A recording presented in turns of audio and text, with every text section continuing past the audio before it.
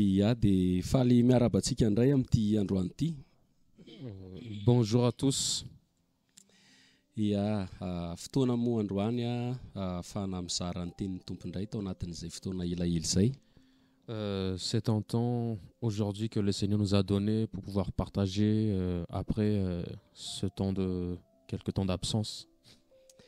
Ia dia miaraka amin'ny rahalahy vitsivitsy moa eto avec quelques frères ici présents. Dia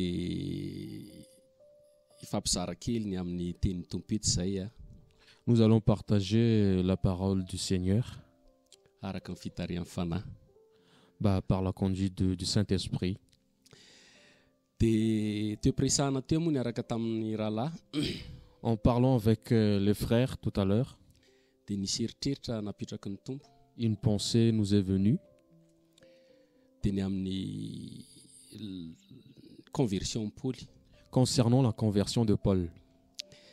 Dia tao anatin'izay nisan'ny hoe ny fanontaniana nipetraka. Et avec ça, la question qui s'est posée, Hoe rehefa niona tamin'ny tompo Paul que quand Paul a rencontré le Seigneur, dia fantatsika hoe nisy mazava nanelatselatra. nous savons qu'il y avait la lumière qui brillait. Tsara ny mazava. La lumière est bonne. Fa nefa rehefa nifirina an'ilay mazava Paul Mais quand Paul a reçu cette lumière, dia lasa tao anaty maizina. il était devenu dans la ténèbre. Dia matetika izay zavatra niainan'i Paul izay Et souvent, cette expérience que Paul a vécue, dia iainantsika rehetra. ça nous arrive aussi. Paul dia tsy inona fa olona tao anatina fombafomba. Paul était aussi quelqu'un dans la religion. Fariseo moa izy. Il était pharisien. Lehibe tao anatina fivavahana. Il a grandi dans la religion. Dia nieritreritra izy fa tao anatin'ny fahamarinana. Et il croyait qu'il était dans la vérité. Nanenjika ny fiangonan'ny tompo Il a persécuté l'église du Seigneur. Dia rehefa ny aminany ny tompo. Rehefa ny ona tamin'ny tompo. Et quand le Seigneur l'a rencontré, Ny fahazavahan'ny Paul ke izany maizina. donc la lumière que Paul avait, c'était la ténèbre. Raha vakitsika any amin'ny asan'ny apôstôly toko fahaenina amby roapolo. Quand on lit Actes des Apôtres, chapitre 16,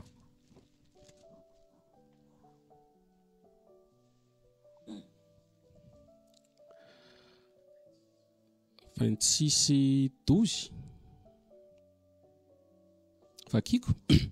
Ary tamin'izany raha nakany Damaskosy aho, mitondra fahefana sy baiko izay fa azoko tamin'ny lohan'ny mpisorona, tamin'ilay mitaotao vovonana iny ry mpanjaka, dia nahita fahazavana avy tany an-danitra aho teny an-dalana mihoatra amin'ny famirapiratan'ny masoandro izay nanelatselatra manodidina tamin'izay niaraka tamiko. Ary rehefa lavy tamin'ny tany izay rehetra dia nandray feo nilaza tamiko aho, nanao tamin'ny teny hebreo Saul, Saul, Saul, nahoana nanenjika sarotra aminao no nanipaka ny fanindrona. Io izy le tamin'ilay nitantara tamin'ilay nionany tamin'ny tompo. donc quand nous lisons dans Actes chapitre 26, verset 12, dans ces dispositions, et comme j'allais à Damas avec pouvoir et permission des principaux prêtres, au milieu du jour, dans le chemin roi, j'ai vu une lumière venant du ciel, plus éclatante que le soleil, laquelle brillait autour de moi et de ceux qui étaient en chemin avec moi. Et nous sommes tous tombés par terre, et j'ai entendu une voix me parlant en langue hébraïque, disant « Shaoul, Shaoul, pourquoi me persécutes-tu » Et il t'est dur de regimber contre les aiguillons. C'est l'histoire qui s'est passée pendant la rencontre du Seigneur, de Paul avec le Seigneur. Dia izy miteny tamin'ny roa ambin'ny folo ny tompo ny niona taminy. Et donc en fait, là il dit que c'est en plein jour, à midi, que le Seigneur l'a rencontré. Zany hoe rehefa tena jerena zany ny fahazavan'ny Paul, Donc quand on regarde bien la lumière de Paul, ny fahaizan'ny Paul, l'intelligence de Paul, ny rehetra ny fianaran'ny Paul, tout ce que Paul a reçu par ses études, izay masoandron'ny Paul, tout ce qui est soleil de Paul, ozy ny tompo hoe tsisy dikany. tout ça c'est rien. Le Fa Seigneur asehoko dit. anao le tena mazava. Mais je te montre la vraie lumière. Dia nyroda amin'ny Paul, Et Paul s'est effondré, nandray an'ilay fahazavany Paul, il a reçu la lumière, nitifitra loatra ilay fahazavana, la lumière a trop brillé sur lui, ka lasa jamy Paul. donc il est devenu aveugle. Dia ohatr'izay koa tsika amintsika ankasihan'ny tompo. Et nous aussi, c'est pareil quand le Seigneur nous a touchés. Betsaka amin'ny fahamarinana voaraintsika. On reçoit beaucoup de vérité. Betsaka amin'ny fahazavana voaraintsika. On reçoit beaucoup de lumière. Aminaran'ireo fitoriana sy ireo le fampianarana nomeny tompo antsika. avec les enseignements et les choses que le Seigneur nous donne. Fa hita mihitsy hoe ny fomba fanaontsika avy eo Mais on voit très bien que par la façon de faire, notre façon de faire après, dia hita fa mbola jambontsika. on voit qu'on est encore aveugle. Satria tsy mahay mandeha ao amin'ilay fahazavana. Parce qu'on ne sait pas encore marcher dans cette lumière. Satria tsy ilay fahazavana ny diso. C'est pas que la lumière elle est fausse, Fa ny fandraisanao azy mais la manière dont tu reçois, ny olana. c'est ça le souci. Betsaka ny famarinana voaray. On reçoit beaucoup de vérité. Ao anatin'izany ohatra hoe mivoa tao Babilôna. Par exemple, sortez de Babylone. Ao anatin'izany ohatra hoe nisy esprit de Jézabel amin'ny église, amin'ny Par vehivavy. exemple, les esprits de Jézabel dans l'église, chez les femmes. Dia misy fotoana Et parfois, vehivavy rehetra zany Jézabel. on pense que toutes les femmes sont des Jézabel. Rehefa tenenina hoe ao anatin'ny liberté, Quand on dit qu'on est dans la liberté, mitovy daholo ny raha lasy anabavy, qu'on est tous pareils, dia lasa tsisy tsony ny fanajana. donc on ne se respecte plus après. Raha vao nahazo an'ilay afo, Quand on reçoit le feu, tonga dia tsisy fotoana ohatry amin'ny Paoly. on n'a plus le temps comme Paul. Nisy fotoana ry izy mbola nitantanana. Il y avait un moment, on lui a encore tenu la main. Zany hoe tsy nahay nandeha. Donc il ne savait même pas marcher. Zany hoe rehefa azonao ny fahamarina, Donc quand tu reçois la vérité, misy fotoana ianao aloha digérenao tsara. parfois il faut un temps voilà, pour digérer. Mianatra tsara Bien apprendre. hoe ahoana marina izy ity. Pour se dire que comment il est vraiment ce chemin. Matetika mantsy zavatra ny ainana moa. Souvent, on a vécu, bien sûr, Tao anatin'ny fahamarinana. dans la vérité. Rehefa nandray fahamarinana, Quand on reçoit la vérité, on a reçu la vérité. rehefa tonga dia nitory Quand on a prêché directement, matetika nisy fahasimbana mihitsy. souvent il y a toujours des blessures, il y a toujours des comment dire ça, Dégâts. dégâts. Satria tsisy fahindrena. Parce qu'il n'y avait pas la sagesse. Hoentin'ny zèle, C'est le zèle qui nous poussait. hoentin'ny feu.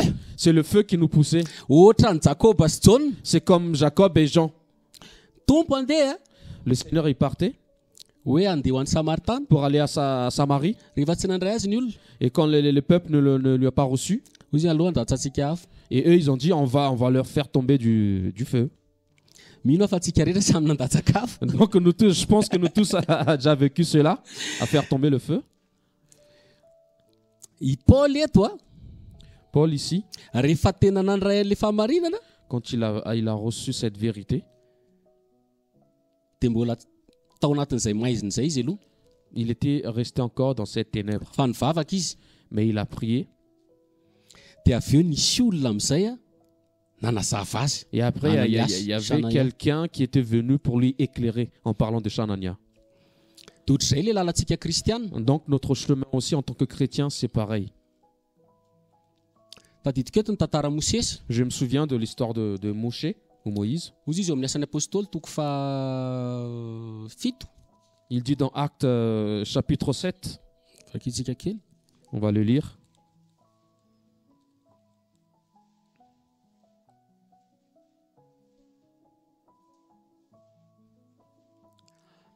Andin'ny telo amby roapolo. Verset 23. Ary rehefa feno efapolo taona izy dia velona tao am-pony ny hamangy ny zanak'Israely ralany. Ary raha nahita ny anankiray napahoriana maina izy dia niaro sy namaly ka namono ilay Ezipsianina ary namonjy ilay napahoriana. Fa nataony fa fantatry ny ralany fa ny tanana no hamonjeny Elohim azy ireo ka ny tsy fantany. Mais quand s'accomplissait le temps de sa 40e année, il lui monta au cœur de visiter ses frères, les fils d'Israël.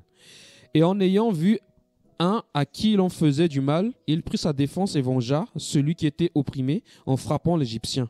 Or, il pensait que ses frères comprendraient qu'Élohim leur donnait le salut par son entremise, mais ils ne le comprirent pas. Rehefa tonga ny fotoana zany dia tao am-pony mihitsy za hamonjy ny rahalahiko. Quand le temps était venu, il avait vraiment à cœur de sauver ses frères, Hamonjy ny fianakaviany, sauver sa famille, hamonjy ny manodidina. sauver ses entourages. Zay le appelany zay. C'était ça son appel. Fa raha mandinitsika Mais quand on ny regarde bien, fanaovany azy la manière dont il a fait cela, namono olona. il a tué quelqu'un. tsy mipasy ny filazantsara. Donc ça n'a pas passé. Dégâts isaky ny dégâts. Il a fait dégâts sur dégâts. Erreur isaky ny erreur. Erreur sur erreur. Dia izy ataony fa ho fantatry ny namany izy fa amin'ny alalany namonjena azy ka tsy fantana ahoana moa ny ahafantarany olona anao amin'izany. Donc il croyait que c'est par sa façon qu'il va sauver ses frères. Comment les gens vont comprendre cela? Dia misy tantara koa Marc toko voalohany. Il y a aussi une histoire dans Marc chapitre 1.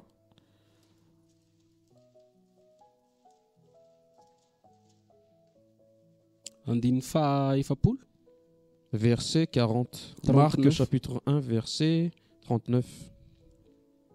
Ary nitoro teny tao amin'ny sinagoga ny olo eran'ny Galilea izy sady nandroaka ny devoly ary nisy boka nanantona azy ny angavy azy sy nandoalika teo anatrehany ka nanao taminy hoe raha mety ianao dia mahay manadio aho ary soa dia honena azy ka nanao taminy hoe nanindry azy mety aho madio venao ary raha vao niteny izy dia niala taminy teo ny eo ny apokana ka madio izy ary nambetrehitra azy mafy Yoshua ka nampandeha azy niaraka tamin'izay ka nanao taminy hoe tandremo mba tsy lazana inona inona amin'izao fa mandehana misy eo ampisorona ka manatera ny fanadiovana anao izay nandidian'i Mosesy nefa lasa raha ilana nomboka napely izany tokoa sady nilaza izany tamin'ny kafanapo ka dia tsy nazy niditra miariary teo tanana tsony Yoshua fa nitoetra tany ivelany izy.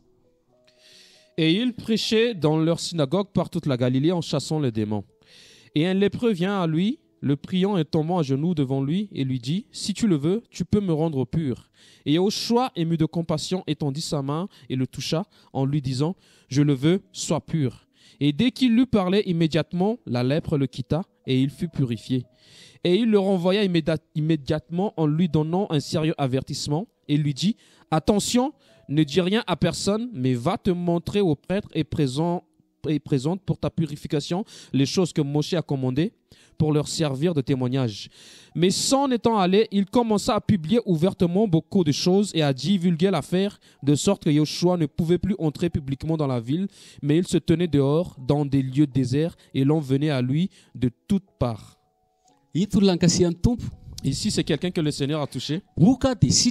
Il était lépreux, le Seigneur l'a guéri. Il a vraiment rencontré le Seigneur. Donc il était parti. Donc avec comment dire ça, l'excitation, dans le zèle, il a prêché le Seigneur. Normalement le Seigneur il devait rentrer. Normalement le peuple devait voir le Seigneur. Normalement, les gens devaient recevoir le Seigneur. Mais là, l'Écriture dit qu'à cause de son témoignage qu'il a fait, l'évangile a été bloqué. Parfois aussi, par notre témoignage, avec notre manière de faire, l'évangile il est bloqué. Parce que les gens te regardent. Les gens ils te regardent bien.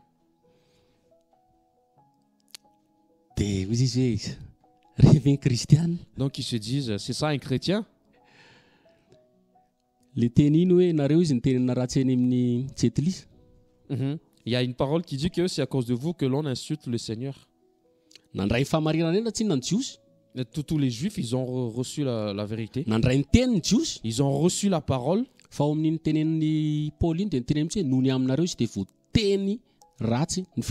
Mais comme Paul il disait cette parole-là, que c'est à cause de vous qu'on dit du mal du Seigneur, qu'on insulte le Seigneur.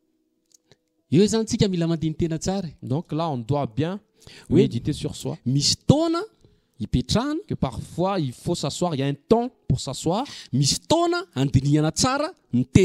y a un temps pour réfléchir sur les paroles que l'on reçoit. Il y a un temps pour bien regarder comment le Seigneur faisait les choses. Moi, j'ai pas encore vu un enfant, un bébé qui court. Mais on lui donne du lait d'abord.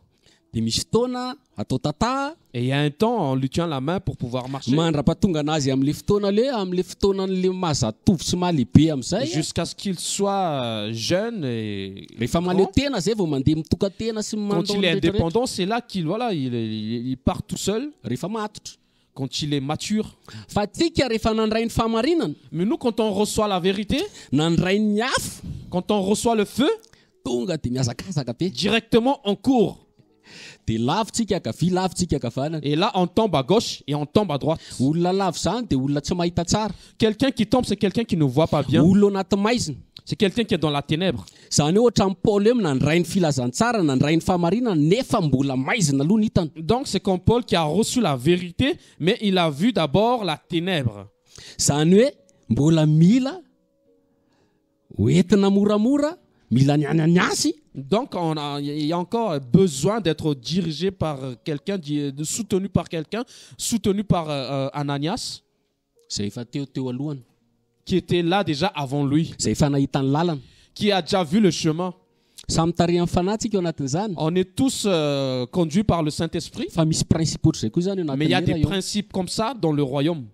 tamin'iny asan'ny apôstôly teo iny Durant cette histoire pendant dans Actes, teo ny tompony confirme ny appel amin'ny paoly c'est là que le Seigneur a confirmé l'appel de Paul. vakitsika kely On va le lire. asan'ny apôstôly toko fahinina amby roapolo Acte 26, chapitre 26.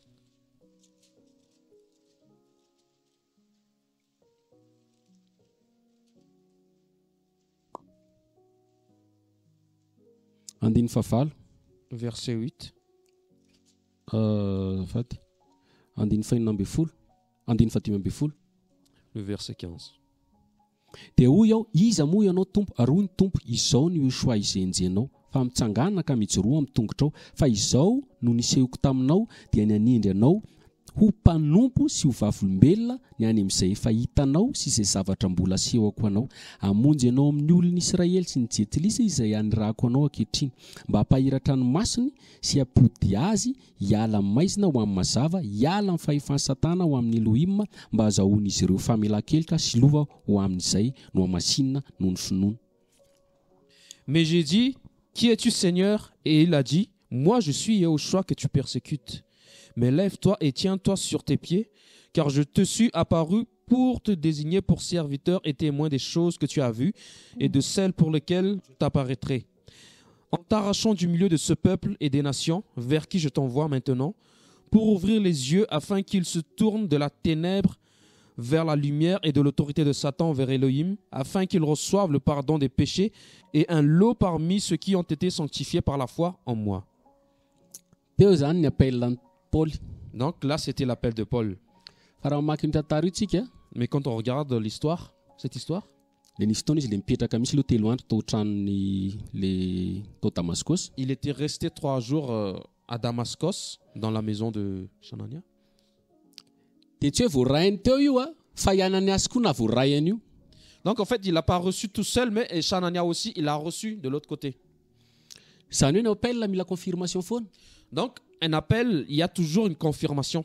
Amin'ny tenin'ny vavolombelona roana telo izy nanamarina ny teny rehetra. C'est par le témoin, par le 2 ou 3 témoins qu'on justifie une parole. Anania koa Chanania Chanania aussi, any amin'ny côté any tany dans son côté, l'autre côté là-bas. ny tompo endany ianao makany amin'ny toerana hoe imahintsy. Le Seigneur lui a donné à partir aussi dans le lieu où on appelait La droite. la droite. Fa misy any Paul na tsoko ohatr'izao na tsoko an'izao. Parce que il y a un certain Paul que j'ai appelé pour te rencontrer. Dia tonga Ananias confirmer ny appel amin'ny Paul. Donc Chanania, il était venu pour confirmer l'appel de Paul.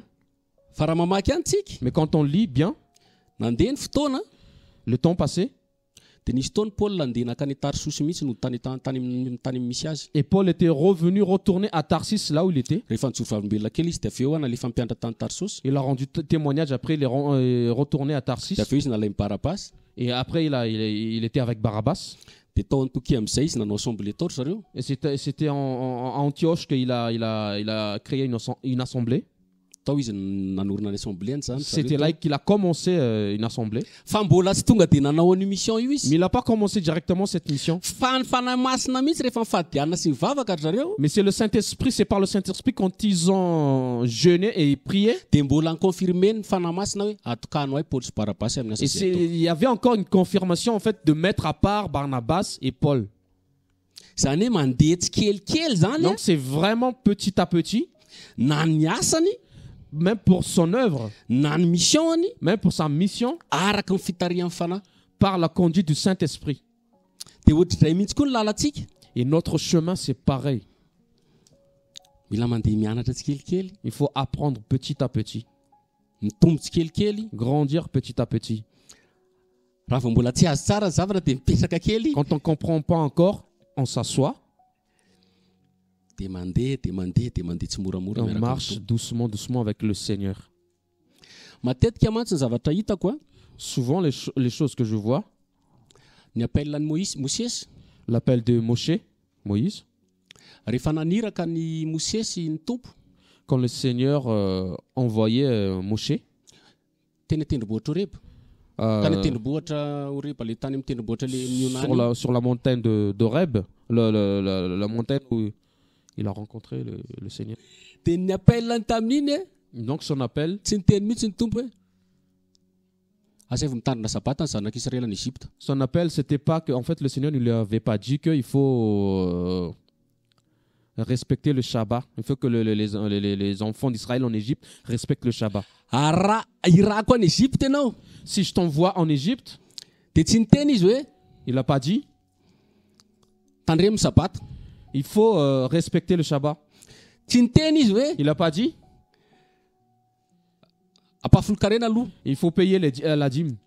Tsy niteny lalàna mihitsy izy. Il n'a pas prononcé une loi, Fa afatra ray fotsiny hoe mais c'était un message. avoa ny zanak'Israël amin'ny tany Égypte. Libère mon peuple de l'Égypte. Zay aloha. C'était la seule chose. Zany hoe tsy miodikodina zany ny afatra. Donc ça ne tourne pas en rond, le message ne tourne pas en rond. Satria manino? Pourquoi? Satria zanak'Israël mbola voafatotra ao Égypte. Parce que les enfants d'Israël, ils étaient encore prisonniers de l'Égypte. Ny zanak'Israël mbola aranofa ao Égypte. Les enfants d'Israël, ils étaient encore physiquement en Égypte. De ny lalàna Et la loi, tsy nomena tany Égypte. on n'a pas donné en Égypte. Fa mila voaka aloha. Il fallait les sortir d'Égypte. Zay vao nampianarina am'zay. Et c'est là qu'on les a enseignés. Mena hoe tsy mety ty, tsy mety ty. C'est là qu'on les avait dit, il fallait pas faire ça, il fallait pas faire ci. Ny antsika tsy ohatr'izay. Et nous, on n'est pas comme ça. Rehefa saina toriana amin'ny olona, Et rehefa hitory filazantsara, nous, quand on prêche, ndraindray tonga de lalàna. on envoie directement la loi. Tsy mety mijery télé. C'est pas bon de regarder la télé. Tsy mety manao aty. C'est pas bon de faire ça. De le olona am'zay a, Et les gens qui écoutent, hiezaka hanaraka an'iny. ils vont essayer de faire Izy ça. ara nefa andevo. Alors qu'il est encore esclave. De zava-panahy nomena azy. Et tu lui donnes une chose spirituelle. De ny nofony tsy miova. Et sa chair, ça change pas. De mba vesatra aminy lalàna. Donc c'est lourd pour lui, la loi. Mazefatra any miaraka amin'ny tompo. C'est lourd pour lui d'aller avec le Seigneur. Ohatrany hoe ambodio mena vilona. C'est comme si tu donnes à un loup de l'herbe à un loup. De potika le filazantsara. L'évangile, elle est cassée des trucs. Satria mavesatra amin'ny olona. Parce que c'est trop lourd pour les gens. Fa raha tena mahalala tsara ohatrany Mosesy tsika ny aminy hoe inona moa natonga zanak'Israël nala tao tany Égypte. Mais si on perçoit bien comme Moshe, pourquoi les enfants d'Israël devaient sortir d'Égypte? Anankiray ny nahafaka ny zanak'Israël tao Égypte. Une seule chose les a délivrés de l'Égypte. De mipaka C'est la Pâque, zanak'ondry, l'agneau, ny hazo fijaliana, la croix, Yehoshua Masia, Yehoshua ny Mashiach, fitiavan'ny tompo. l'amour du Seigneur. Zay zany no manafaka azy eo ny famonjen'ny tompo sy ny hazo C'était fijaliana. ça en fait qui les a sauvés, en fait, le salut du Seigneur et la croix du Seigneur. De rehefa mivoaka ao izy, Et quand ils sortent de là, zay vao nentin'ny tompo tany tendrombohitra Sinay. c'est là qu'on lui a amené dans le mont Sinaï. De nampianarina am'zay ny zanak'Israël. Et on a enseigné l'enfant d'Israël, les enfants De d'Israël. araka koatr'izay koa zany tokony ataontsika raha hitory filazantsara. Donc nous aussi, on doit être comme ça quand on prêche la parole, quand on partage la parole. Ny hazo fijaliana nomena. On donne la croix, on partage la croix. fa tsy tonga de forcetsika izy a anao Mais on ne force pas les gens. tsy forcena izy a anaraka ny On ne force pas les gens à la suivre la loi directement. On ne leur cite pas la loi directement comme ça. C'est pas comme ça, c'est pas comme si. misy fomba fatao zany a Il y a une manière de faire tena mila ny tompo mihitsy et qu'on a besoin vraiment du Seigneur. satria hita hoe anisan'ny lasa blocage amin'ny fitoriana filazantsara Parce que ça, en fait, ça devient un blocage pour la prédication de l'évangile. na misy taona ary tsika raha maka ny ohatry ny tompo Même quand on regarde les exemples du Seigneur, fatatsika efa tonga tany amin'ny azy izy ozy izy on sait très bien qu'il était venu chez les siens. dia ny azy tsy nandray azy Les siens ne l'ont pas reçu. nisy taona ny tompo le nitory tao anaty efitrano Et il y a un moment, le Seigneur, quand il a prêché dans un endroit, dia voasoratra mihitsy fa ny fianakaviany tao alatrano nitady azy il était écrit que sa famille était à l'extérieur pour le chercher. zany hoe na ny tompo araha zany ena zany hoe mitory amin'ny fianakaviana dia tsy nandray fianakaviana Donc en fait, le Seigneur aussi, là, il a vécu en fait quand il a prêché, mais sa famille il était à l'extérieur. Ils n'entendaient pas. nisy taona le nitenen'ny fianakaviana izy hoe efa verisaina izy À un moment, sa famille lui disait qu'il était fou. dia aza gaga zany tsika raha mitory amin'ny fianakaviana Donc il ne faut pas s'étonner quand on prêche à la famille. dia aza mieritreritra hoe ienotsika aloha fianakaviana Ne crois pas que la famille va nous écouter directement. fa ny tompo ara tsy nenomy fianakaviana Parce que le Seigneur même, sa famille ne lui a pas écouté. dia misy taona ao amin'ny filazantsara ihany miteny izay Et il fut un temps aussi dans l'évangile. hoe tonga tany amin'ny taniny izy Il était arrivé dans sa terre. dia gaga izy noho ny tsy fisinoan'ny olona azy Il était étonné par en fait, le manque de foi, l'incrédulité des gens. dia izy hoe tsy nanao zava-magaga teo tsony izy tsy nanao zava-magaga teo izy izy a fa lasa izy nandeha Donc il était parti, il n'a plus fait de miracle dans ce lieu, mais il était parti. fa itsika misy fotoana Et nous aussi, ça nous arrive. tsika indray manao zavatra ngeza be amin'ny fianakaviana Nous, on fait des grandes choses dans la famille. mitory be On prêche vraiment. mieritreritra be hoe tena okazy zao On pense io vraiment, en fait, on prêche vraiment la famille. zany hoe tsy ohatran'ny Zélé. tompo zany ny tompo a Mhm. maka tsy dia tena hoe nitory be izy tao zany raha tsorina Oui, en fait, nous, on ne fait pas comme le Seigneur. Le Seigneur, en fait, il allait vraiment doucement. Il ne prêchait pas beaucoup tany amin'ny fianakaviana chez la famille. fa any amin'ny hafa izy tory be Mais chez les autres, il prêchait la parole vraiment bien comme il faut.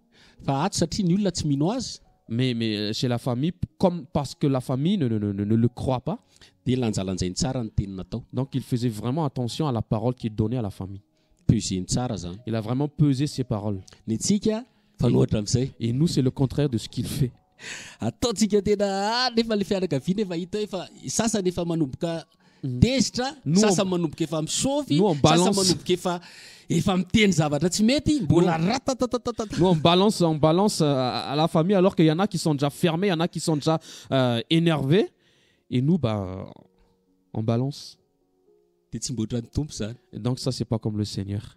fa mila fahendrena zany le Mais il izy faut la sagesse. dia raha mamaky an'io tsika nisan'ny mahafinaritra ny tantaran'ny tompo Et quand on lit ça, c'est vraiment c'est merveilleux l'histoire du Seigneur. hitantsika amin'ny asan'ny apôstôly toko faharoa Dans Actes chapitre 2, fa voasoratra ao hoe ny reniny sy ny rahalahy izy izy a tao amin'ny efitra ambony il était écrit que sa mère et ses frères étaient dans la chambre haute dans la chambre haute. nandray fanamasina zany ireo Donc ils ont reçu le Saint-Esprit. zany hoe nisy taona zany a Donc, nandraisan'ireo tsara ny famarinana donc ils ont eu un temps pour recevoir la vérité tamin'ny fotoanan'ny tompo au temps du Seigneur, fa tsy forcé mais pas en le forçant. fa raha mivavaka tsara Mais tsika quand on prie bien, hoe tsika mpahindrena tsara ny fihetsiky atsika avec la sagesse, on vient avec notre manière de faire. raha tsy voasarika amin'ny teny izy a dia amin'ny fihetsika Si on ne les attire pas avec la parole, Un c'est par témoignage, c'est tika. par les gestes, c'est par le témoignage. mandeha io Donc ça avance. vovonjy io Ils auront le salut. dia zay ny tena tiako zaraina Donc c'est ce que je voulais vraiment partager. ny amin'ny resaka hoe a principan'ny conversion sy fandraisana fahazavana Un peu en parlant de principe de la conversion et de la réception de la lumière. mila tena hoe hoentina mbavaka sy tena hoe mandeha milamaraka fitarian'ny fanahy Il zany faut vraiment rester dans la prière et aller doucement selon la conduite de l'esprit. mba tsy hosakantsika amin'ny fitoriana Pour qu'on ne filasantsara soit pas un blocage pour la prédication de l'évangile. hosakantsika amin'ny hafa Pour qu'on ne soit pas un blocage pour les autres. marina loatra Trop vrai, TTS loatra trop TTS. dia nefa ny aveo ilay izy tsy tonga ka hatramin'ny farany Et après, ça n'arrive pas jusqu'à la fin. dia tsy haiko nareo frère sao dia misy hanampiana Et zay je ne sais pas, vous frères, si vous voulez rajouter quelque chose. satria anisan'ny zavatra niainana mantsy zay Parce qu'on a vraiment vécu cela. dia mizaka manitsy ny dia Donc on essaie de réparer, de remettre droit au chemin. amen Amen. Fanontaniana kely fotsiny mety Une question hoe mety manitikitika rahalahy, voilà, mety manitikitika ny mpiaino antsika ihany koa que les gens peuvent se poser aussi. eo amin'ny hoe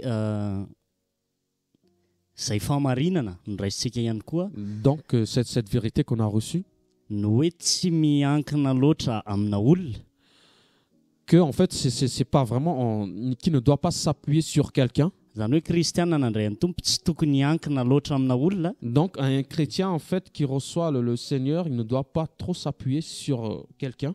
Kanefa eo ihany koa ny fampianarana nataon'ny tompo sy ny principe andraisantsika Alors teo que le Seigneur nous a enseigné aussi, et aussi le principe qu'on a parlé tout à l'heure, hoe eo reo teo aloha zay efa teo alohantsika qu'il y a aussi des aînés qui étaient là avant nous, zay lazain'ny baiboly hoe mendrika fanajana avy roa hely qui sont dignes aussi de respect 2 fois plus. nitaka ny nazavain'ny rahalahy teo moa nisy Comme Ananias le dia frère il a niandraisay Paul. expliqué, il y avait Shanania et Paul.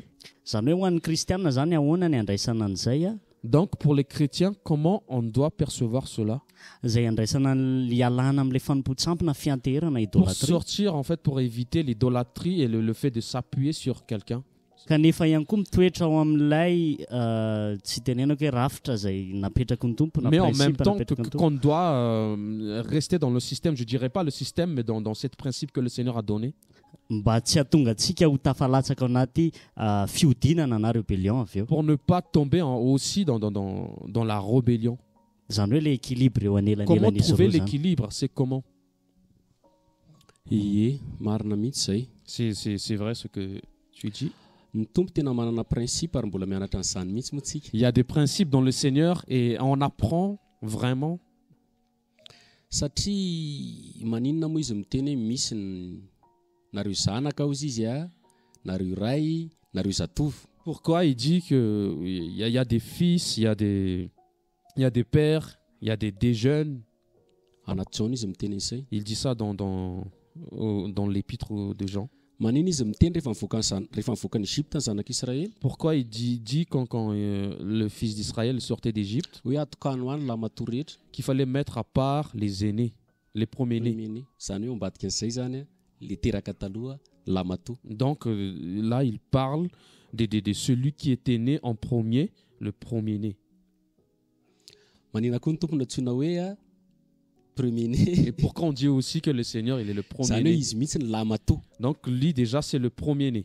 manina izy ny teny hoe raha ohatra ka miteraka ny olona anankiray a Et pourquoi il dit aussi que quand quelqu'un enfante ka tsy tiany le zanany voalohany et quand il n'aime pas le ale vadiny voalohany quand il n'aime pas son premier mari ou première femme, premier fa dia avy eo izy manambady hafa indray et quand il change une autre épouse, dia miteraka anankiray indray et quand il a un autre enfant, teneny mihitsy hoe tsy afaka ataonao lamatoa iny et là il dit vraiment que tu ne peux pas le faire comme fa premier-né, atiny lamatoa mais c'est le premier qui est le premier-né. dia ireo mahazo double bouche na hoe fitahiana roa Et c'est lui qui reçoit le double bouche ou bien la double bénédiction. tsy miangatra izy amin'izay a Il n'est pas injuste, satria mantsy amin'ny jiosy parce que chez les juifs, raha maty ny ray quand il y a quelqu'un qui meurt, ny raika père quand il y a un père qui meurt, dia ny lamatoa no mandray atanana ny fiveloman'ireo zandriny rehetra donc c'est le premier-né qui prend en charge tout le reste, en fait, les enfants. qui sont à la maison. Ambadika ny antsoina hoe zany lamato Derrière, donc, derrière le fait de dire le premier-né, dia misy responsabilité, il y a une responsabilité. misy vesatra. Il y a une charge. Tsy mitovy na dia pralara zany tsika rehetra C'est pas la même chose, même si on est tous des frères, fa ny charge les charges, ny amin'ny appel même les appels, ny amin'ny antso l'appel du Seigneur, samy hafa. c'est pas la même chose. C'est pas Principe pareil. ny tompo zay. C'est le principe du Seigneur. Fa ny tanjona nefa Mais le but, dia io ohatran'ny zavaboary, c'est comme la nature. ohatran'ny fiarahana n'olombelona zany, ohatran'ny hoe miteraka C'est comme voilà, ny fiainantsika olombelona. c'est comme enfanter. C'est comme notre vie, c'est comme Misy enfanter. fotoana Il y a un temps. raisy atanan'ireo ray aman-dreny le zaza, Il y a un temps où on est entre les mains de nos parents. fa io nefany a tsy hoe ajanona hoe dia eo foana io, Mais en étant bébé, en fait, il va pas rester fa là. faly fotsiny ray aman-dreny a Mais les parents, ils sont contents, heureux. rehefa lehibe iny zaza iny Quand ce bébé, quand cet enfant, il va grandir, quand dia il grandit, miary tokantrano ray. quand il aura un autre foyer. Notre Dia le foyer. izy a ao anatin'ny zay mantsy le équilibre le tenenintsika, C'est ça l'équilibre qu'on disait. satria mantsy indraindray a Parce que parfois, raha ohatra hoe mavesatra loatra le hoe aty am'le hoe le zoky ohatra quand c'est trop lourd chez l'aîné, par hoe exemple, za zoky, le fait de dire que je suis l'aîné, za tsy maintsy tompona, on doit me respecter, on doit za tsy m'écouter, maintsy za tsy maintsy zao. on doit me faire ça, on doit me faire ci. Dia tsy principe biblique zay, C'est pas ça, le principe biblique. fa ny tanjona zany dia Mais le but, mampianatra, c'est d'enseigner, mampitombo, c'est de faire dia grandir. rehefa lehibe dia miala. Et quand il grandit, bah, on le laisse. Ny etsaka ilan'ray raha ohatra hoe De l'autre côté aussi, za tsy mila zoky, za Si- tsy mila haiko io on zavatra se dit, moi, j'ai rehetra pas besoin d'aîné, j'ai pas besoin de grand frère, de tout ça, je sais faire. haiko daholo io, Je sais faire tout ça. ao anatin'ny orgueil indray zay Ça, c'est l'orgueil. dia tsy manaraka ny principe ny tompo. Ça aussi, c'est pas le principe du Seigneur. Fa ny principe ny tompo zany a Mais le principe misy du an'izay Seigneur, dia mila tena équilibre manana izy Il y araka a de le tenenina l'équilibre. teo hoe comme on a dit tout à l'heure, tsy à l'extrême be ianao zany, on n'est pas à l'extrême, fa fantatrao ihany hoe ty olona ty a mais tu sais que na ny appel raha samy hafa. l'appel de cette personne, c'est pas la même chose que le tien. Donc, il faut le considérer. Maninona moa tamin'ny rehefa mifidiny maty Jotasy Quand Yehuda et quand Judas étaient morts, dia nivory zareo. ils se réunissaient. Dia rehefa mivory zareo dia ndao tsika hifidy solo Jotasy. Et quand ils se réunissaient, ils disaient, enfin, il fallait choisir le remplacement de roapolo mizato zareo de Judas. Ils étaient 120. dia nitenenina mihitsy hoe Donc, on zay disait, niaraka tamin'ny tompo nanomboka tamin'ny baptisany Jaona ozy izy a ka hatramin'ny donc on avait vraiment précisé, en fait, ceux qui marchaient avec le Seigneur depuis le baptême de Jean jusqu'à izy niakatra. ce qu'il est monté au ciel. Zany hoe misy foana zay principe ny tompo zay Donc, il y a zany toujours ce principe du Seigneur mba tsy indraindray ampivoana antsika pour ne pas sortir. tsika nefa tsy ao anatin'ny idôlatrie Mais nous, on n'est pas non plus dans l'idolâtrie. fa Mais considérer ny appel ny tsirairay il faut considérer Indrindra reo izay l'appel de tout un fahitantsika chacun. hoe na mpianatra Même pour ceux qu'on connaît bien, les enseignants, le tenenin'ny tompo iny hoe jerevo izy ny afaran'ny fiainany le nisy azay ao am'tenin'ny tompo iny oui, le jerevo Seigneur izy aussi. le mpitondra reo misy modèle ihany koa zany Le Seigneur aussi, en fait, il disait aussi, regardez la vie de vos aînés, leur fin de vie. sy ny afaran'ny fiainana. Oui, leur Amin'ina fin moa de... misy an'izay Hébreu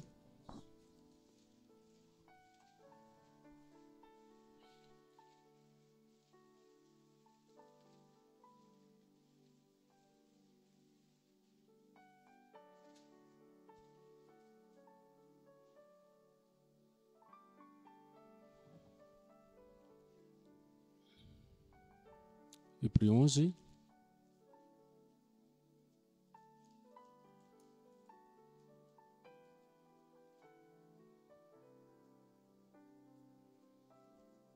lasa anisany miteraka hanina be mihitsy mantsy re indraindray le lasa tsy mifanaja le Ça pose beaucoup de problèmes quand il n'y a pas le respect entre les uns et les autres. soumission les uns les autres. La soumission entre les uns et les autres. Anisan'le hoe fahamarinana voaray a le fahazavana be a par rapport à la vérité qu'on a reçu la grande lumière. dia anisan'ny naiky niteraka mihitsy tao anatin'izay taloha hoe ny libre zany dia Donc ça a tsy failli, mila olona ça a failli causer. Voilà, on se disait que ouais, on est libre, on n'a pas besoin des autres. firy le hébreu tsy mahita mazava ve aloha raitra le izy Est-ce que c'est clair?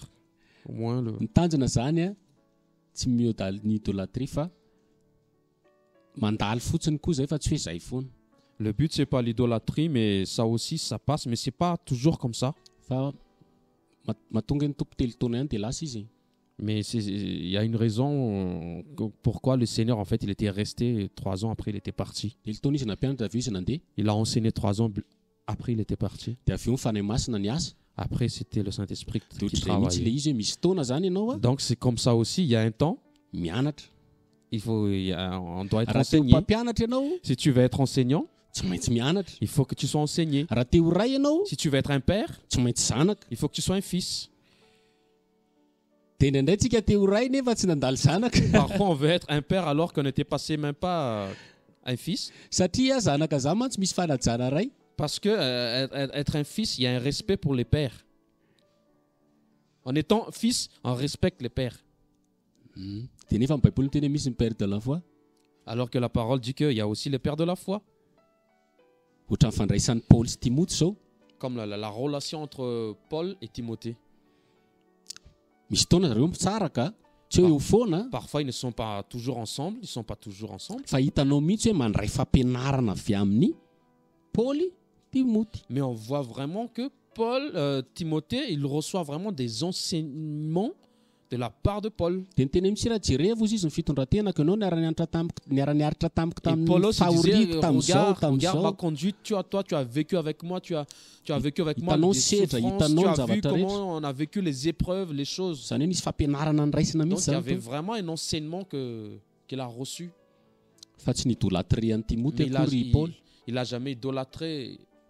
Paul, Timothée n'a pas idolâtré Oui. Paul. fa considéreny mihitsy Mais il a vraiment considéré.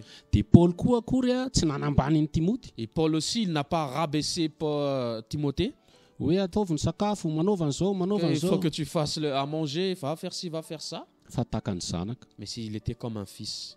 dia ohatr'izay le principe amin'ny royaume Donc c'est comme ça le principe du royaume. fa ny fanahy masina no mifesy mandrindra ny zany Mais c'est rehetra le Saint-Esprit qui fait tout cela. amen Ie, mazava saorana ny tompo. Donc c'est clair, c'est bien clair. Merci Seigneur.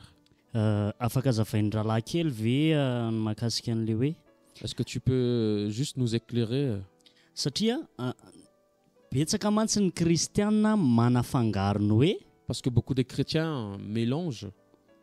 ataoko amin'ny teny frantsay le izy a Je fais en français. soumission a sy idôlatrie. Ny ankamaroan'ny kristiana zany rehefa mijery a an'le soumission amin'ny Beaucoup de chrétiens mélangent la soumission et l'idolâtrie. ny ankamaroan'ny kristiana zay nandray an'ilay hoe tsy tokony ankina aman'olona La plupart des chrétiens qui ont reçu qu'il ne faut pas s'appuyer sur quelqu'un, sur une personne, rehefa mahita an'le soumission na le fanajana quand ils voient la soumission ou bien le respect, ihany koa na ataoko hoe fitiavana madio aza ou bien de l'amour sincère, an'ireo rahalahy mpiray-tampo na zoky pour les frères dans le Seigneur et même pour les aînés na ray amin'ny finoana et pour les pères dans la foi, dia mandray an'izay foana hoe fanompo-tsampina idôlatrie. souvent, en fait, ils prennent ça pour l'idolâtrie, comme Mais- une idolâtrie. mety afaka zavaina ve na afaka Est-ce qu'on peut mety expliquer hoe inona ny tena mahasamy hafa c'est quoi la an'izay différence endriny anankiroa zay? de ces deux facettes? raha miraitra zao aloha nanontaniako dia ahoana ny fahitandraitra À azy toi, si je te demande à toi, Resh, comment tu trouves? Raha za zany ny anontaniana an'izay Si a on me demande à moi, nanontaniako moa le izy satria mety manitikitika j'ai demandé maro. parce que ça peut aussi se poser dans le cœur des autres. Raha zavatra nyteneko teo soumission biblique zany hoe mifanekena Si j'ai parlé tout à l'heure de la soumission, c'est l'obéissance. Izay nandidiny tompo atsika ihany koa que le Seigneur en fait nous a recommandé. hoe tahaka nataoko taminareo za tompo nanasa ny tongotrareo sy ny Et sisa comme j'ai fait avec vous, j'étais Seigneur alors que moi j'ai lavé vos pieds. dia nareo koa tokony hifanaiko Et ohatran'izay vous aussi, vous devez vous soumettre les uns et les autres. fa raha ny amin'le hoe ilany araky ny teneniko teo aloha koa moa zany hoe ny zoky araky ny teny amin'ny baiboly hoe raiso tsara ajao tsara. Mais si on regarde aussi le côté où les aînés, il faut vraiment bien les recevoir, bien les respecter.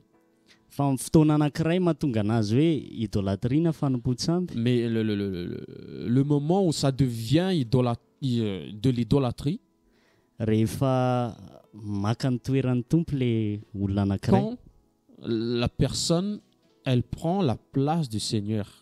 Rehefa ohatra tenentsika foana hoe izy ohatr'izao. Quand par exemple, en fait, on n'arrête pas de parler de lui, il est comme ça, il est comme ci. Izy ny tena makabahana amin'ny toerana C'est ao cette am-pontsika eo personne qui zany. prend la place dans nos cœurs, dans notre cœur. Zao no nataony anazy, zao no Il m'a teneny fait ça, il anazy. m'a dit ça.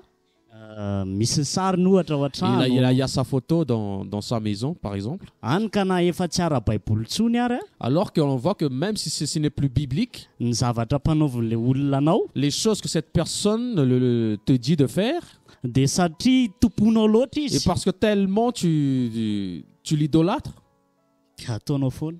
et tu le fais. Ohatra sasao ny fiarako, Par exemple, lave ma voiture. ohatra tongava ny an-tranoko miasa. Par exemple, viens à la maison faire quelques ménages. Dia satria izy omena an'le toerana hoe mety hoe zoky. Parce que comme on lui donne la place d'un aîné, d'un grand frère, Dia tsy mihaino ny tompo tsontsika et on n'écoute plus le Seigneur, fa lasa mihaino anazy. mais on écoute cette personne. Lasa fanompontsamby koa ilay izy na idôlatria rehefa amin'ny fotoana anankiray hoe Ça devient idolâtrie aussi quand rehefa tsy ny tompo tsoniny ny akantsika conseil na solution fa izy ny lasa on loharano. demande plus Problème. conseil au Seigneur, mais on demande à la personne la solution ou les conseils. Marary tsika dia mila vavaka any aminazy aloha On tombe malade, on cherche la personne pour prier pour nous, satria izy manana ositra. parce qu'il a l'onction. Il a l'onction. Misy problème tsika dia izy ny tantaratsika azy On a un voaloha. souci, on lui raconte premièrement la chose. Zany hoe lasa ny tanteraka le toeran'ny tompo. Donc, en fait, cette personne, elle prend vraiment la place du Seigneur. Nefa ny baiboly miteny hoe tsisy mpanalalana antsika amin'ny ray afa-tsy ray ihany dia Yoshua Mashiach. Alors que la parole dit qu'il n'y a qu'un seul médiateur entre le Père et nous, c'est Yoshua Hamashiach. Dia zay zany ny fahitako anazy hoe raha ohatr'izay izy dia lasa idôlatria. Donc, en fait, de ma part, ma façon de voir, c'est comme ça que je vois que ça devient idolâtrie quand c'est comme ça. Fa ny fanajana ny hafa, Mais le fait de respecter les autres, ny ataoko hoe fanekena, mais le fait d'obéir, obéir, zay mihitsiny. Dia tsy midika hoe idôlatra aminazy ne veut ianao. pas dire que tu l'idolâtres. Ohatra zany zoky anankiray miteny aminao hoe Comme par exemple, un aîné te parle, te dit, na manitsy anao comme il te reprend aussi, hoe tsy mety ny nataonao fa mipetra aloha que tu ianao. as pas fait ça, que c'est pas bon, que ce que tu as fait, il faut que tu t'assoies. Dia tsy midika hoe rehefa manaiky anazy ianao dia idôlatra. Ça ne veut pas dire que quand tu l'écoutes, quand tu le respectes comme ça, c'est pas forcément que c'est de l'idolâtrie. Dia zay ngamba ilay izy araka nazavain'ny rahalahintsika teo moa zany Donc je pense que c'est ça, comme le frère il a expliqué tout à l'heure, hoe mifanaika ianao koa matsapa hoe tsy antery le izy. se respecter. Vraiment, il faut vraiment que tu le sentes que c'est pas par pression. Ary ny zavatra hita ihany koa hoe ny tena zoky ao amin'ny tompo Et quand on voit aussi que les vrais aînés dans le Seigneur, tsy teny anao za mihitsy hoe zako zoky fa il atsao ne za. va jamais dire que ouais, je suis l'aîné, il faut que tu m'écoutes, tu me respectes. Fa satria ianao raha tena zanaky ny tompo koa Parce que si tu es vraiment le fils du Seigneur, dia fantatra hoe nomen'ny tompo an'izay autorité na hoe et tu sais que le Seigneur t'a donné Toeran'izay aussi izy. l'autorité et l'onction qui va avec. dia mandeha ho azy zany le izy Donc les choses vont naturellement. satria ny tena vao amin'ny tompo tsy mitady hoe za zao. Parce que dans le Seigneur, on n'a pas besoin de dire, on n'a pas besoin de chercher, il faut me respecter. Fa na ny zokony na ny zandrany dia Mais que ce samy soit mifapetry. l'aîné ou le petit frère, il se respecte. Amen. Amen. Ie. Mazava mihitsy sorana indray tsy amin'izay fa Merci pour... mazava le izy. Merci Rech. misy fanontaniana anankiray raha lahy Il y a mikasika une an'le parole, il y a une question asana mitovitovy ihany ngambany izy ity misy Je ne sais pas si c'est la même chose. lehilahy anankiray nampahoriany démonia Il y avait un homme qui était possédé par un démon. de rehefa afaka izy dia nangataka ny anaraka ny Yoshua. Et quand il était délivré, il voulait suivre le Seigneur. Tamin'izay nefany nasainy Yoshua niverina tany amin'ny toerana nisy azy izy. Mais durant ce temps, en fait, le Seigneur lui avait dit de retourner là où il était. Dia izay zany no tiako fantatra hoe Non, j'aimerais savoir. Miseho amin'izay endrika izay ihany koa ve le hoe efa afaka izy dia avy eo saika andeha anaradiana hoe andeha hanao asa fanompona. Est-ce que ça se présente comme ça aussi quand on est délivré, en fait? Est-ce que il fallait partir, il fallait faire l'œuvre? Sa hoe le hoe mandeha miverina any amin'ny fianakaviana na any amin'ny toerana misy Ou azy. bien est-ce qu'il faut revenir chez la famille et témoigner et rendre témoignage? Iny tory mihitsy izy tamin'iny. Durant ce temps, il a vraiment prêché. Il a vraiment prêché jusqu'à l'endroit où il était. Le hoe tsika le mitsoro vavimbelona le fankasian'ny tompo normal. Nous, quand on rend témoignage, quand le Seigneur nous touche, c'est normal. Mais ny hafatra zany de hoe le fomba fanaovantsika azy la manière dont on fait cela. Mila fahindrina. Il faut la sagesse. C'est ça ce qu'il faut préciser. Satria arakaraky ny fomba anaovantsika azy ny ahitana fa mety tsy azontsika le tiany tompony teneniny. Parce que c'est par la manière dont nous faisons les choses, quand nous rendons témoignage, c'est là qu'on voit que on n'a pas compris ou on a compris ce que le Seigneur a voulu dire. Là, c'est écrit qu'il a prêché, mais c'était pas écrit. Mais c'était pas écrit que le Seigneur il n'avait pas droit de rentrer dans le village, là où il était. Donc par rapport à lui, il n'y avait pas de souci particulier. Mais la raison pour laquelle le Seigneur l'a empêché de venir avec lui, on sait très bien que c'était de l'autre côté, dans l'endroit où il y avait les païens. Il y avait les porcs. Les gens cultivaient, en fait, élevaient des porcs. On sait très bien que ce n'était pas des juifs. Le Seigneur, il était encore sous la loi. Il était né dans la loi. Il a respecté la loi durant sa vie sur terre. Donc, s'il était avec les 12 et en même temps avec des païens, il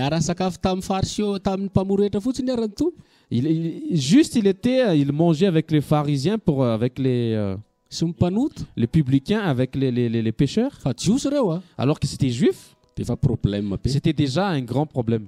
Il fut un temps, Paul. Il était arrivé après la mission. Il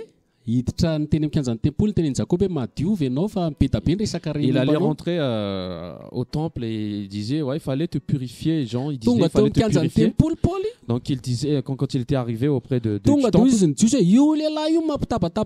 les Juifs disaient que c'est cet homme-là qui crée le désordre dans nos pays. Il a fait rentrer un grec au sein du temple. Donc on a renfermé le temple et on a renfermé Paul. Et comme le Seigneur, il respectait encore la loi,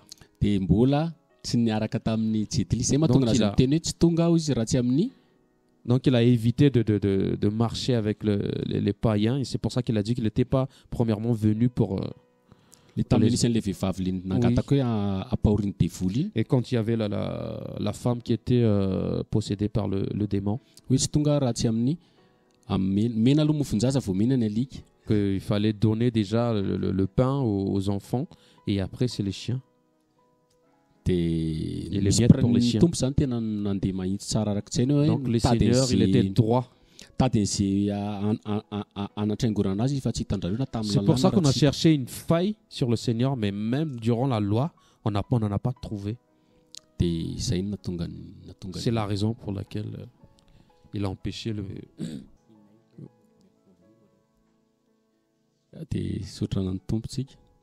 Nous remercions le Seigneur. On remet droit le chemin. Amen. On change.